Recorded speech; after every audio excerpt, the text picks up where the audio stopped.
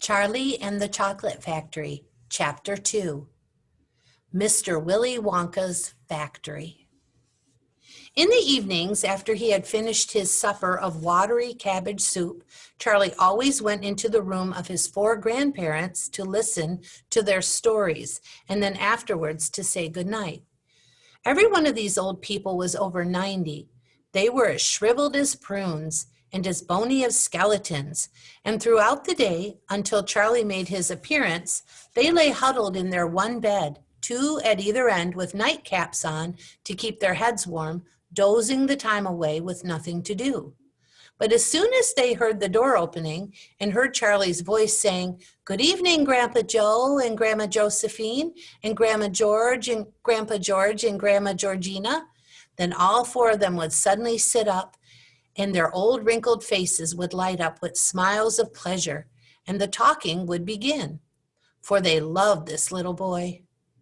He was the only bright thing in their lives, and his evening visits were something that they looked forward to all day long. Often Charlie's mother and father would come in as well and stand by the door, listening to the stories that the old people told. And thus, for perhaps half an hour each night, this room would become a happy place, and the whole family would forget that it was hungry and poor. One evening when Charlie went in to see his grandparents, he said to them, "Is it really true that Wonka's Chocolate Factory is the biggest in the world?" "True?" all 4 of them cried at once. "Of course it's true. Good heavens, didn't you know that? It's about 50 times as big as any other." "And is Mr. Willy Wonka really the cleverest chocolate maker in the world?" "My dear boy," said Grandpa Joe, raising himself up a little higher on his pillow, "Mr. Willy Wonka is the most amazing, the most fantastic, the most extraordinary chocolate maker the world has ever seen. I thought everybody knew that."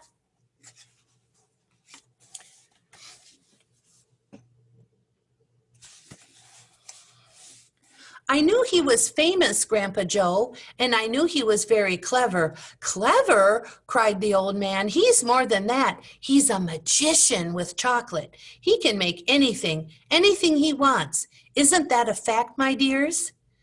The other 3 old people nodded their heads slowly up and down and said, "Absolutely true, just as true as can be." And Grandpa Joe said, "You mean to say I've never told you about Mr. Willy Wonka and his factory?" "Never," answered little Charlie. "Good heavens above, I don't know what's the matter with me." "Will you tell me now, Grandpa Joe, please?" "I certainly will. Sit down beside me on the bed, my dear, and listen carefully." Grandpa Joe was the oldest of the 4 grandparents. He was 96 and a half, and that is just about as old as anybody can be. Like all extremely old people, he was delicate and weak, and throughout the day, he spoke very little. But in the evenings, when Charlie, his beloved grandson, was in the room, he seemed in some marvelous way to grow quite young again. All his tiredness fell away from him, and he became as eager and excited as a young boy.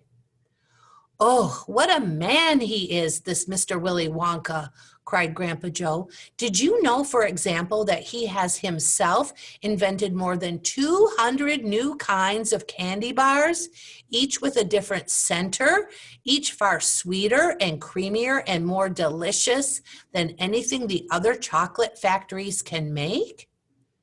"Perfectly true," said Grandma Josephine, "and he sends them to all the 4 corners of the earth. Isn't that so, Grandpa Joe?" "It is, my dear, it is. To all the kings and presidents of the world as well."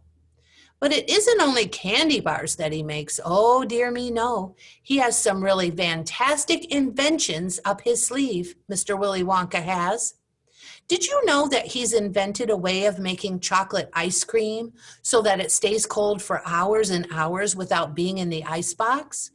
You can even leave it lying in the sun all morning on a hot day, and it won't go runny."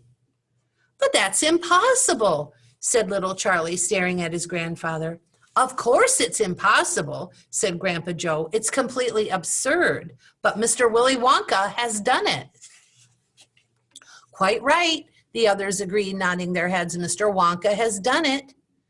And then again, Grandpa Joe went on, speaking very slowly now so that Charlie wouldn't miss a word.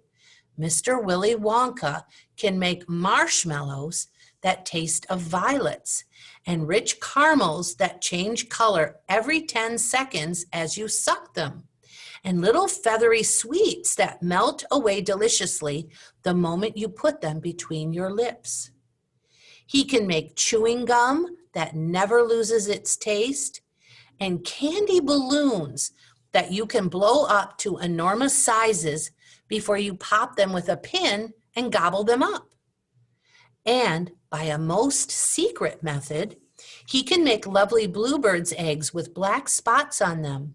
And when you put one of these in your mouth, it gradually gets smaller and smaller until suddenly there is nothing left except a tiny little pink sugary bird sitting on the tip of your tongue.